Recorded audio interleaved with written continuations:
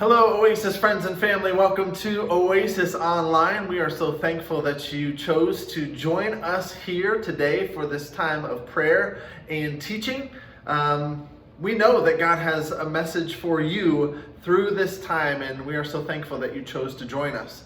We do want to remind you, though, that this is supplemental, that this can be listened to at home or while you're driving or at work or exercising or whatever other hobby that you may be involved with. We're thankful that you can do this and be involved this way, but this is just meant to be supplemental. That we are designed for relationship, and we encourage you to continue to pray and listen to these teachings, but we encourage you to get connected in community, somewhere close where you can invest in relationship with others. We are made for relationship, and we can't experience that through online experiences. We have to be with people, doing life together and following Jesus together in the context of community. So if that's Oasis, we'd love to have you join us here on Sunday morning at 9:30 a.m. Come on out. If it's not us, then we encourage you to go find a place to get plugged in and follow Jesus together with a group of believers. That is where we experience the greatest transformation and growth in our spiritual walk. So I hope you get exactly what God intended you to get out of this time of prayer and teaching, but I also pray with all of my heart that you go and get connected with a group and follow Jesus together and practice His way. So thanks for joining us. If I don't see you, we'll catch you next time here online.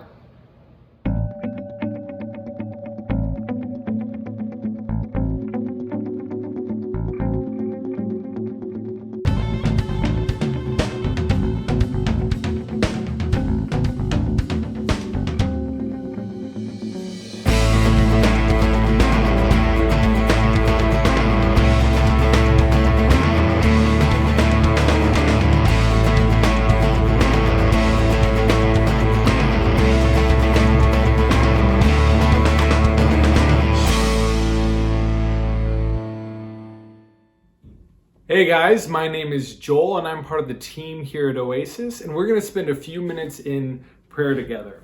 I'm going to read from the book of James, chapter 5, verses 13 and on. Is anyone among you suffering? Let him pray. Is anyone cheerful? Let him sing praise. Is anyone among you sick? Let him call for the elders of the church, and let them pray over him, anointed him with oil in the name of the Lord. And then down a little bit more in verse 17. Elijah was a man with a nature like ours, and he prayed fervently that it might not rain. And for 3 years and 6 months it did not rain on the earth. Then he prayed again, and heaven gave rain, and the earth bore its fruit. So this passage of scripture, James is calling on us to pray for one another, specifically to pray for the person who is sick. And then he compares that prayer to Elijah praying in the Old Testament that it would not rain, and it didn't rain for 3.5 years. But listen to what he says. Elijah was a man with a nature just like ours. So often we think of these figures in the Bible and kind of put them on a pedestal, think they're some sort of superheroes of the faith. But the fact of the matter is that they were just men and women, just like us. And it's not in them, it's not in their power and their ability that they prayed and saw miraculous things happen. No, it was because of God and because of their faith in God that they saw those things happen. And so we believe that prayer is powerful and that we can still see God move in that way today. And we're called on by James that if someone is sick, to pray for them. It's as simple as that. So often when we're sick, we very quickly go to the doctors and to the medicine and all that. And I think that is a miracle, that God works through that to heal people. But He also heals people in an immediate way today still. And so I want to spend some time in prayer And if you are sick yourself, I would encourage you to ask people to pray for you. If you need prayer, please get people to be praying for you. Call me or Nate. Just like it says, that the elders of the church are called to anoint people with oil and to pray over them. But also get your friends and family to be praying for you. If you know someone who is sick, while we are spending this time in prayer, just think about them as we are praying. And if you know someone is sick that's right next to you, that you could touch, ask them if they're okay with it. Say, can I pray for you? Lay hands on them and pray for them, because we believe that God is powerful, and that this is one of the ways that we're specifically told to pray in the New Testament, to pray for those who are sick. So if you're wondering, how should I pray? Well, pray for the people who are sick. That's what the Bible says. So we're going to pray. Like I said, I'm going to pray. And then I'm going to give you guys a few minutes to pray. If you're near someone who is sick, ask them and say, hey, can I lay hands on you? Can I pray for you? And then if not, just spend time in prayer for people you know who are sick, because we all know people who are struggling with those sorts of things. And then Nate is going to close us in prayer.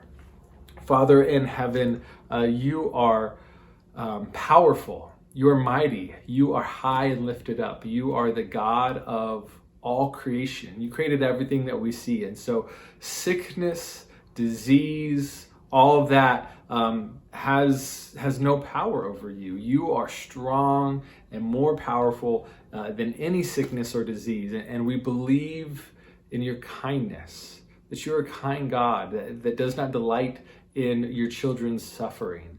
So I pray that that we would see you move in a powerful way in our church, in our families, in our communities, that we would see you move in miraculous ways, and that we would witness that for ourselves, not so that we could see something cool happen, but so that we could see your power on display and glorify you and glorify your Son. And so, God, I just ask that I'm specifically thinking of people I know who are sick, who are in need of healing. And I just pray that you would move in their lives, that you would do something unexpected and amazing, and that it would be clear that it was from your hand. We trust you, we love you, and we pray this all in Jesus' name. Amen.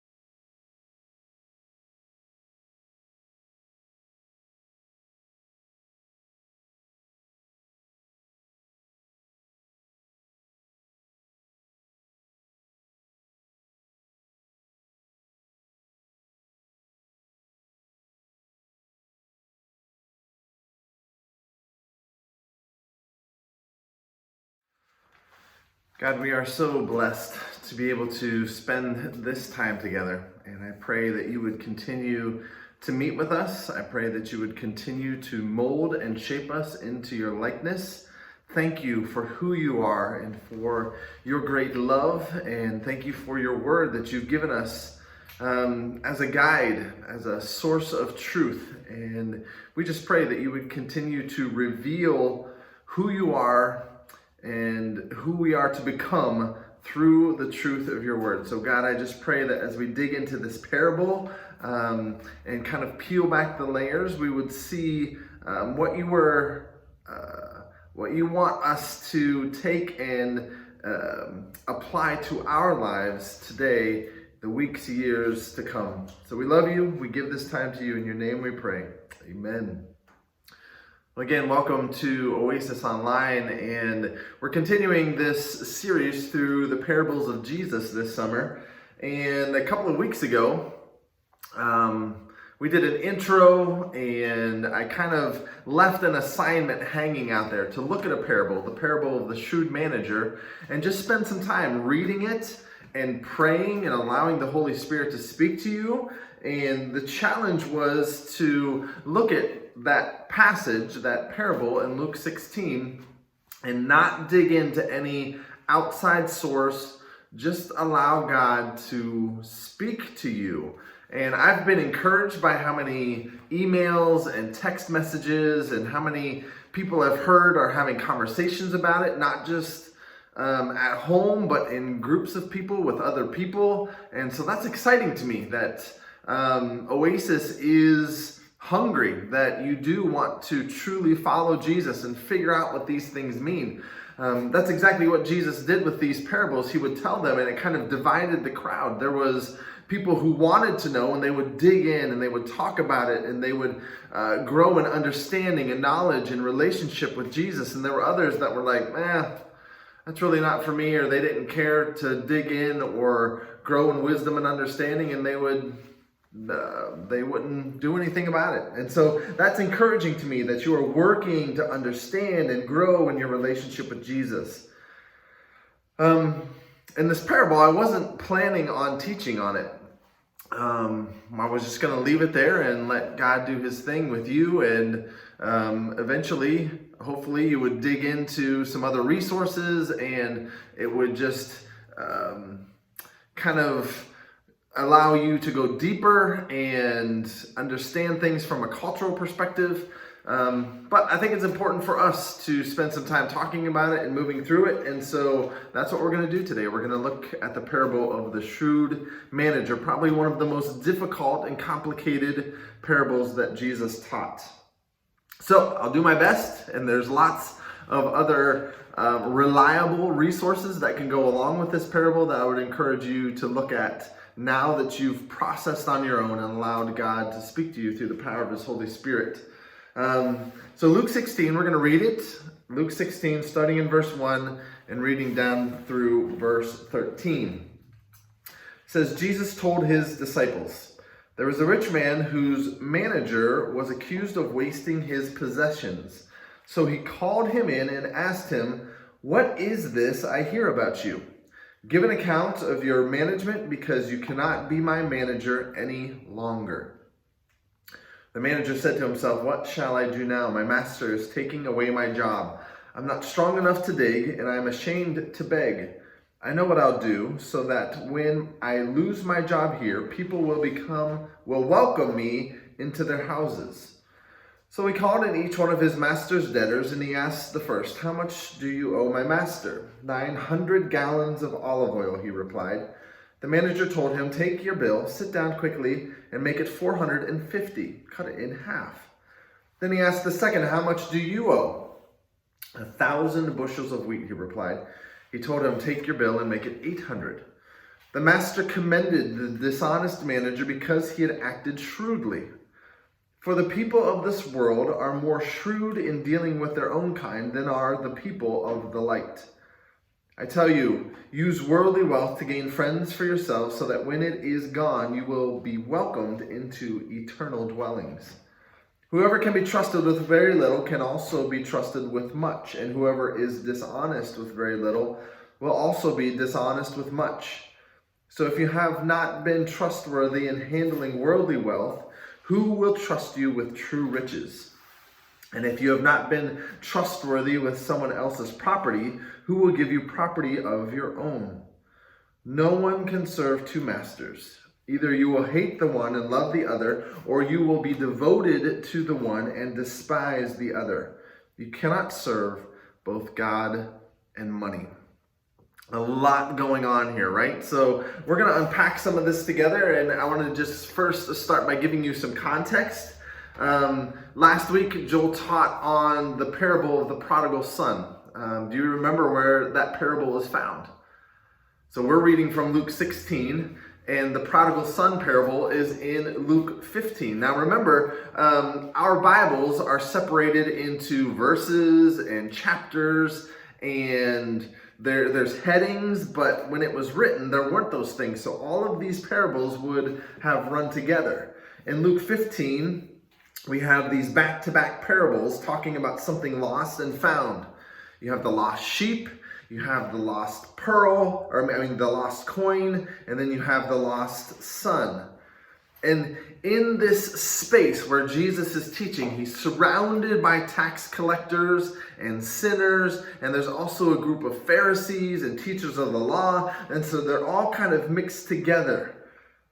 And in chapter 16, as Jesus begins to tell this parable, like the lost parables, the lost coin, the lost sheep, the lost son, it seems like those were kind of being taught to the masses. And it says here in chapter 16 that Jesus then turned to his disciples.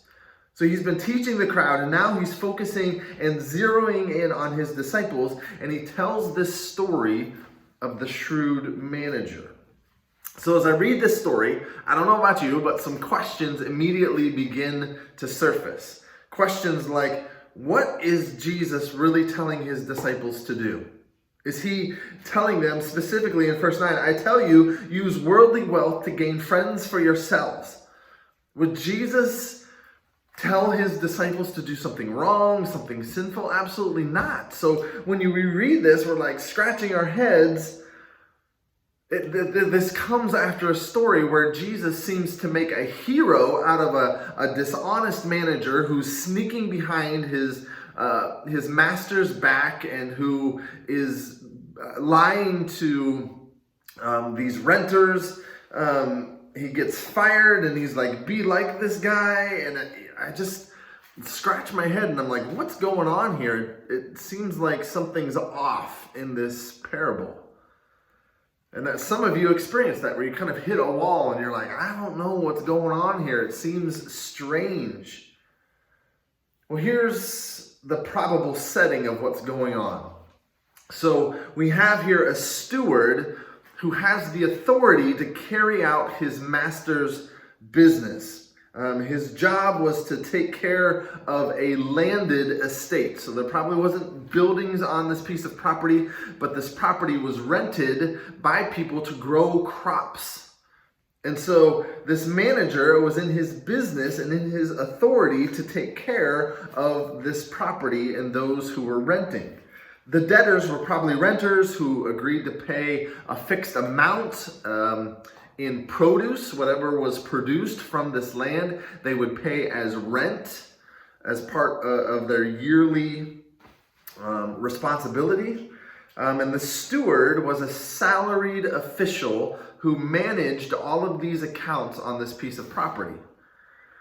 The master, so he was probably somewhat noble, like high class, rich, and had a lot of respect and a lot of relationship within this community. Remember, these communities were very relationally driven. So this man would have been of high respect in the community and had relationships with all of these individuals that he was renting to. So, context of the story. Now we have some of the foundation, and here we read that the master fires the manager for not doing his job and wasting his possessions. And so right out of the gate, there's something that we need to notice. The manager, what is his response to getting fired? The master calls him in and he says, what is this I hear about you? And I just picture this scene from Liar Liar. I don't know if you've seen this movie, but in Liar Liar, right? The Jim Carrey, he can't lie, and he's speeding through town, and a police officer pulls him over, and he steps up to the side of the car, and he asks Jim Carrey, he says, "Do you know why I pulled you over today?" And I see the same picture when this manager is pulled into the master's office, and he's like, "What is this I hear about you?" And he's probably like, "Well, it depends on who you ask or what books you look at." And Jim Carrey in this situation, he's like, "Depends on how long you've been following me." And the police officer says, "Well, let's start from the top." And he just runs down through this list of offenses that he's done in the last 5 minutes as he's been flying through town. And the manager might be thinking the same thing. He's like, "It depends on how long you've been watching me, or it depends on how many people you've talked to, or it depends on which books you look at." But he just remains silent. He decides that's probably the best thing to do. I don't know what was going on in his head, or we do get a little glimpse of what's going on in his head, because now he has this internal dialogue. He doesn't defend himself. He doesn't make excuses. He knows that he is busted, but he has this inner dialogue in his head, and he says this. The manager said to himself, "What shall I do now?" Like, he knows job's over. "My master is taking away my job, and I'm not strong enough to dig, and I'm ashamed to beg. I know what I'll do so that when I lose my job here, people will welcome me into their houses." He knows he's guilty. Doesn't defend himself, doesn't make excuses. There's no one else to throw under the bus. He knows he's caught. And so he just remains silent. And then he has this inner dialogue and comes up with a plan. So there's something we need to realize in this moment. The manager kind of has this realization, like something clicks in his mind, and it's not part of the inner dialogue, but he should be going to jail right now. And he recognizes that my master isn't throwing me in jail. He has extended a heaping load of grace and mercy. He doesn't even scold him. He is so merciful in his firing. Now, the disciples and those that may have been listening in, they would have picked on a couple of things here immediately. The first thing is that the master expected obedience, and he acts in judgment to disobedience. Did you hear that? So the master expected obedience. And because obedience is not what happened, judgment happened because of the disobedience. And that's natural. That's totally what would have happened in that culture in this day. A master sees somebody working for him, and if they are dishonest, if there's anything, they would have been thrown in prison. That would have been totally expected. But what's unexpected here is, and what's not normal, is the master was over the top gracious and merciful. Like, he could have thrown him in jail. He could have scolded him. He could have made a public spectacle, a display of him, so that no one else would be disobedient within his household or those that worked for him. He could have totally done that, but he didn't. But it still puts this guy in a pretty difficult situation. The steward is in a difficult cultural situation. He's been wasting the master's property, and that would have been shameful, and that would have given the steward a horrible public image in the community. Because remember, it's all relationally driven, and so if you do something dishonest or waste somebody's possession, that would have broken relationship, and that would have put tension with all the other relationships in the circle of this situation and what's going on here. With all the renters and all of their families and all of their relationships, it would have brought shame to this steward's life. Author and lecturer on Middle East New Testament studies, Kenneth Bailey, puts it like this. The steward's plan that he concocts in his head, that plan, remember? The steward's plan is to risk everything on the quality of mercy he has already experienced from his master. If he fails, the steward will certainly go to jail. He already should have gone to jail. But if he fails in this plan, if this plan doesn't work, he will surely go to jail.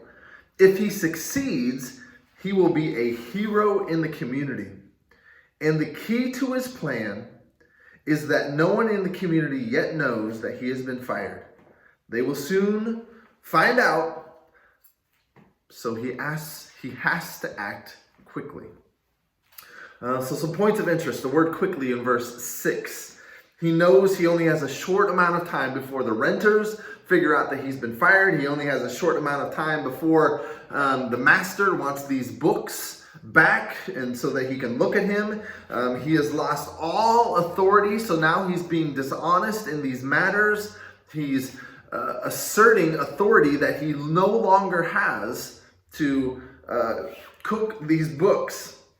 The relationship between the master and the renters would have been very, very close. And so when the steward comes with these numbers and tells them to change things, they would have assumed that it was already approved by the master. If they would have known what the manager was doing, these renters, they wouldn't have participated, because they know it would have put tension or potentially break the relationship that they had with the master. They would have thought that this arrangement was totally approved by the master. Another thought on these accounts: they were not due yet. So they were cooking these numbers, they were changing these numbers. The payment was not due yet. The reductions are coming out of the blue. And so the renters would have thought, man, this is some kind of bonus. Or maybe it was a rough year. The manager would have been out in the fields. He would have been observing the crops and what kind of harvest was potentially going to happen. And so maybe there was a bit of a drought and the crops weren't as strong as they normally were. And so the master is blessing those who are renting the property so that they can provide for their families. Whatever the situation, they would have thought, this is all approved by the master. They would have thought that. Now you can imagine, further on in this passage, the master gets the books back, right? And can you imagine if you work for somebody, if you have a boss and you manage an account, or you know accounts that are out there, just imagine if part of his funding stream, his or her funding stream as the owner and operator of a business, was cut by 50%. One of those accounts, the income is going to be 50% less. Or imagine another account that would be like 20% less. Your boss would be pretty angry, or maybe you would be angry if you're the boss. Like, that would be frustrating. But he's not angry. Remember again, the relationships that these people enjoyed and were so tight. This community was tight. And so he would have seen that the celebrations and the parties and the eating and the drinking and the dancing, all of that stuff would have already begun and be spreading, and people would have been throwing parties. They would have been praising the master's generosity, lifting him up high. I mean, just imagine this kind of bonus if you are a renter, that 50% of what you owe, if you rent your house, or if you rent a space, or you rent whatever, imagine if that bill yearly was cut in half. Like, that would be reason to celebrate. That would be crazy, exciting. If you have a mortgage, imagine your mortgage being cut in half for a year, and what a blessing that would have been for you. And so he sees these parties begin to erupt, and he's not angry. He's looking at the manager, and he's like, wow, that was some quick thinking, and that was pretty amazing. Yeah, I'm going to lose some income, but look at the praise that I'm receiving from all of these people. So he's got two choices in this moment. One, he could shut down the party. He could say, sorry guys, This was all a big mistake, a huge misunderstanding. We're going to have to stop the partying. You do owe the 1,000. You do owe the 900. Like this is, these books are wrong. You do owe these things. He could have stopped the party and said this was a huge mistake. Can you imagine the disappointment? Can you imagine the discouragement in these renters and their families? That would be hard. 2, he can accept the loss and receive the praise. The manager risks everything on the master choosing, number 2, to accept the losses and receive the praise. He risks everything on his master's generous reputation, and it pays off. Now, to an Eastern reader, we're Westerners, to an Eastern reader, the steward is this amazing hero. They would have been surprised. So Jesus points out some dishonesty, calls him a dishonest manager, and some of the things that he was doing was pretty sneaky and behind the master's back. And an Eastern reader would have been surprised that Jesus even brings that out because of what he has done for the master. We're surprised that Jesus tells this story and puts kind of a hero spin on this dishonest guy. And we're like, well, how does that work? There's this history of dishonesty, and he's using his position to kind of leverage things that aren't his position to leverage anymore. And so it's kind of confusing. And in this series, at some point, we might talk about the parables where there's phrases like how much more. There's parables where Jesus says, how much more is the kingdom, or your heavenly Father, or like he uses these phrases over and over. And this story kind of has that kind of feel to it. If the steward solved his problem by relying on the mercy of his master to solve his crisis, listen to this again. If the steward solved his problem, he was in crisis mode. He had a situation at hand. He was going to have to beg, and he wasn't strong enough to dig, and he was in a tense, awkward, shameful cultural moment in his life. He didn't know what to do. He was in crisis. If the steward solved his problem, his crisis, by relying on the mercy of his master to solve his crisis, how much more will God help you in your crisis when you trust in his mercy and trust in his generosity?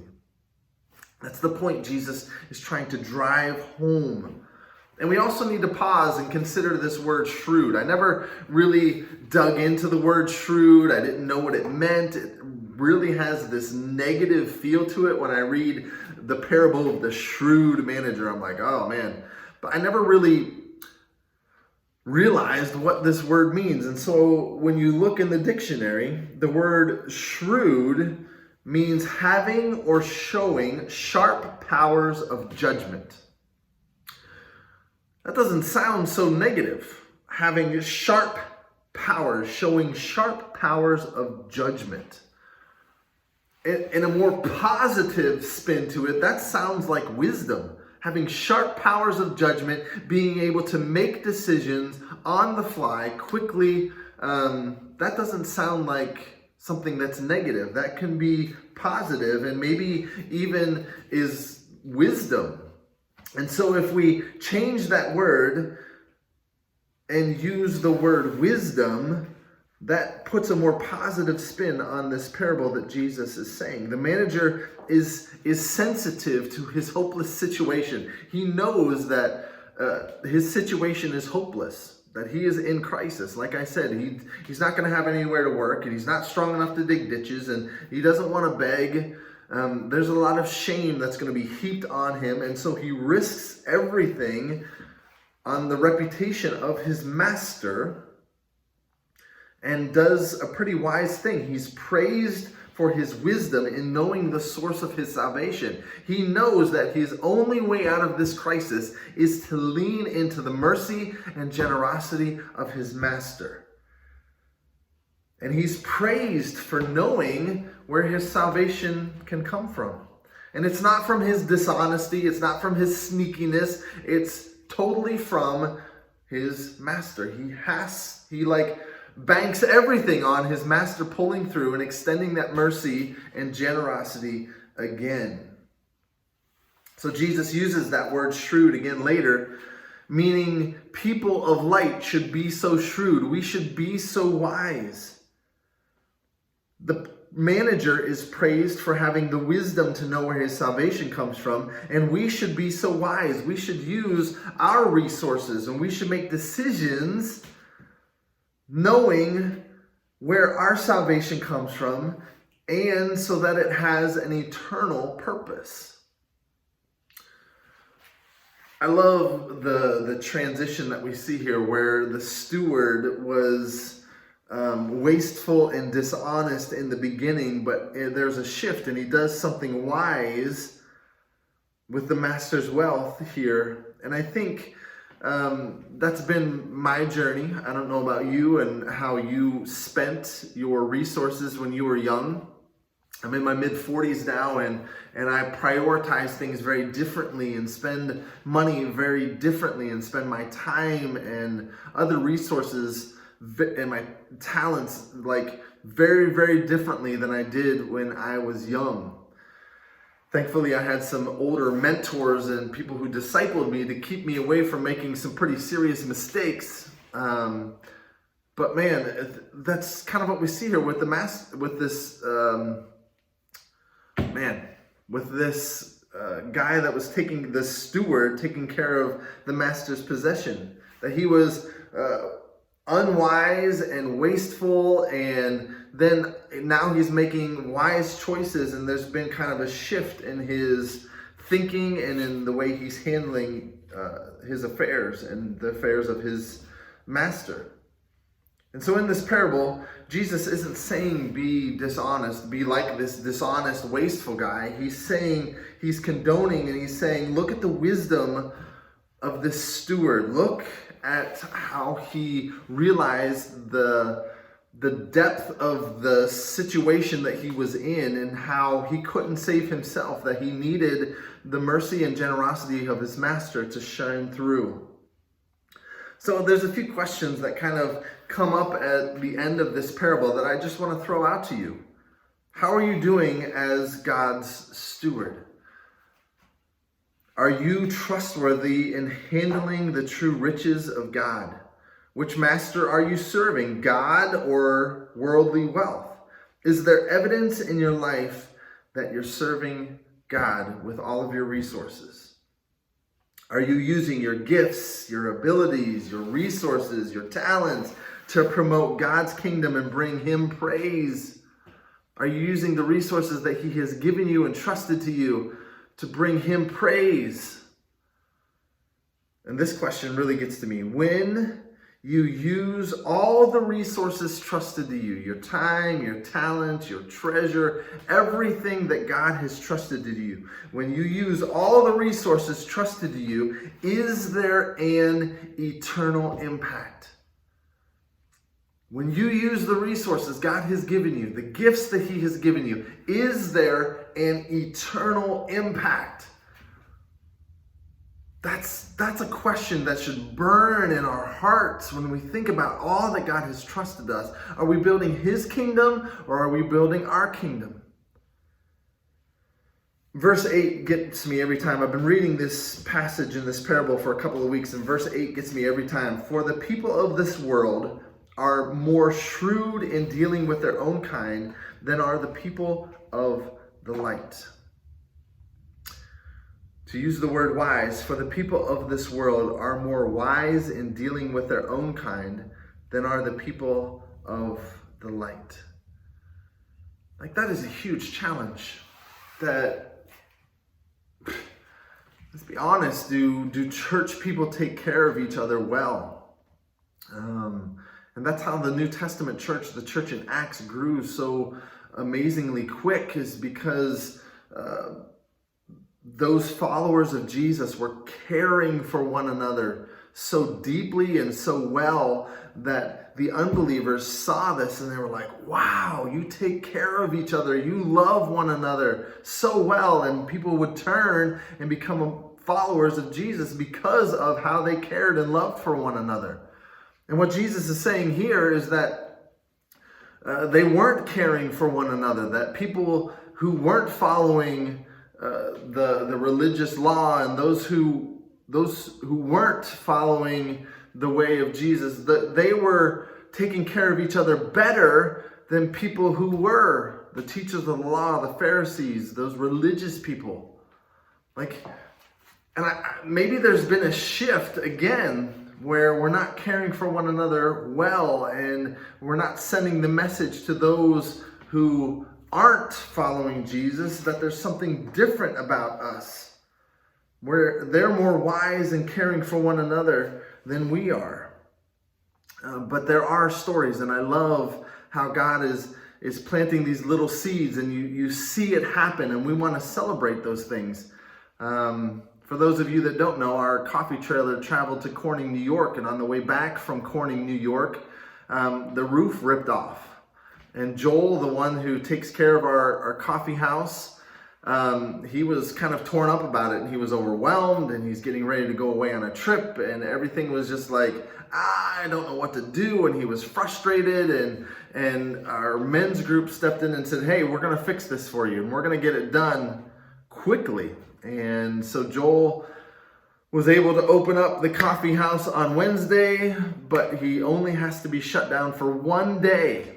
And these men stepped in. Joel got the materials, towed the trailer to one of the guys' house, and that's where it's at, and they're fixing it. They're taking care of it. They're caring for one another. They were so wise in dealing with this situation and one another, and that has been an overwhelming blessing to Joel and 205 Fahrenheit. And so that's the kind of stuff we should be doing for one another, looking for opportunities to care for and use our resources for the benefit of one another that will have an eternal impact. The what now really boils down to this: trusting in God's mercy.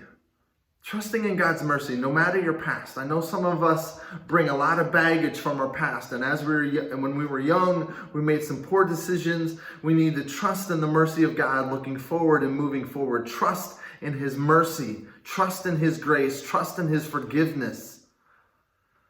That He's not giving us what we deserve. We deserve death and separation from Him, but when we come to Him and acknowledge Him as Lord and Savior of our lives and turn from our sin, He welcomes us. He extends His mercy and His grace, and He calls us His children. He welcomes us into His family. And the second part of that, are you using your resources in a way that gives praise to Him and not you? When people see how you spend your time, talent, and treasure, does it point to God or does it point to you?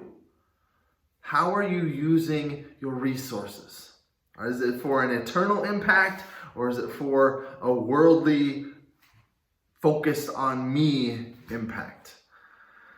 So there's just some questions for us to wrestle with as we continue to process through this pretty difficult passage. And I want to encourage you to maybe dig into some other resources to help you understand a little bit more the cultural context. And there's just some really brilliant people that have done some work on this parable. So let's pray, and then you can continue to work through this parable on your own and with other people. Don't forget that. That's really important.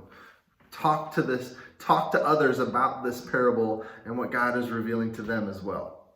So God, thank you for this time that we could spend together. Thank you for meeting with us. Thank you for teaching in ways where we have to dig a little bit deeper and have to work for it and uncover this treasure of truth.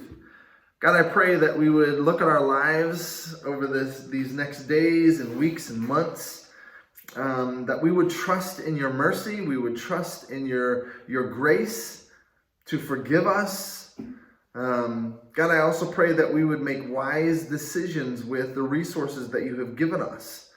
And I pray that we would use our resources in a way that would have a kingdom impact and ripple, that there would be an eternal,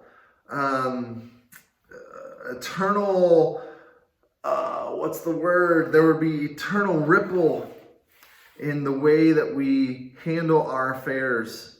God, you have trusted us with so much, and I pray that we would be good stewards with those things. We would be wise in handling the treasures that you have given us. So we love you and pray that you would just continue to be with us as we work through this parable and as we apply it to our lives. We love you so much. In your name we pray.